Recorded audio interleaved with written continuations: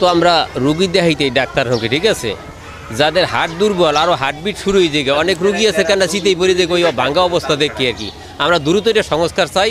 সমস্যায় তো ভাঙ্গে সুইতে পড়তে আছে, বারবার প্রতিদিন চাকলোয় ভেঙে পড়তে আছে আর কি।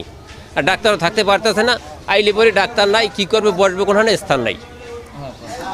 আমাদের নদী বেষ্টিত ইউনিয়ন 15-16 হাজারের জনসংখ্যা। আমাদের এখানে একটা মাত্র উপজেলা উপস্বাস্থ্য কেন্দ্র। এখানে আমরা চিকিৎসা নিতে আসি, কিন্তু বেশিরভাগ যারা মুরব্বী আছেন অথবা অসুস্থ রোগী আছেন, তারা হাসপাতালের অবস্থা দেখে তাদের অবস্থা আরও বেশি করুণ হয়ে যায়।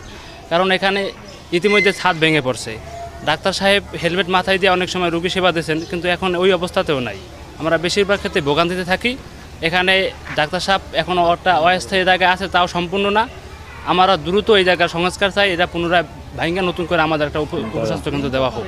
তাতে করে আমাদের এই ইউনিয়নের মানুষ যারা আছে তারা চাইলেও যে দূর দূরান্ত যাইতে পারি না, এখান থেকে স্বাভাবিক প্রাথমিক চিকিৎসাও যেন আমরা এখান থেকে পাই। এখানে চিকিৎসার লেগে আসি, এখানে আমাদের চিকিৎসা পাই না। আমাদের এই বিল্ডিং ঝুঁকিপূর্ণর কারণে আমরা কোনো চিকিৎসা পাই না।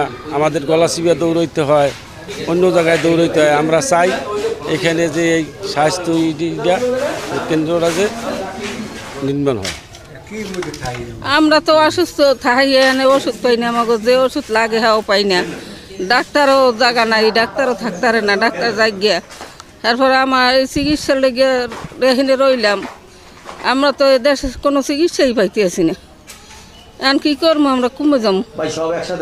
আমাকে এখানে হাসপাতাল না হইলে আমাকে এখানে কোনো ডাক্তারই থাকবে না। চালিতে বুনিয়া উপস্বাস্থ্য কেন্দ্রটি এখন চরম ঝুঁকিপূর্ণ।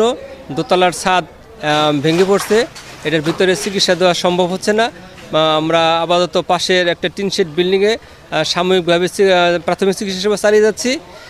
আমাদের থাকার এবং বসার জায়গা নাই। আমরা ঊর্ধ্বতন কর্তৃপক্ষকে জানিয়েছি।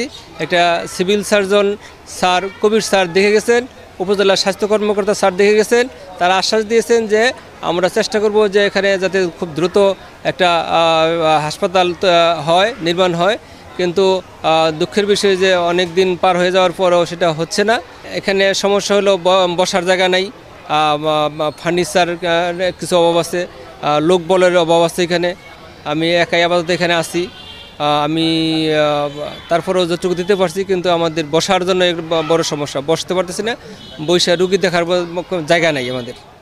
রাঙ্গাবালী উপজেলার চালতিবনের যে আমাদের উপস্বাস্থ্য কেন্দ্র আছে, সেটার অবস্থা আসলে খুবই খারাপ, এটা আমরা জানি। এবং সেখানকার যে পরিবর্তে পাশে একটা আমরা স্বাস্থ্যসেবা যতটুকু পারা যায় দেওয়ার ব্যবস্থা করছি, এবং ওইটার নির্মাণ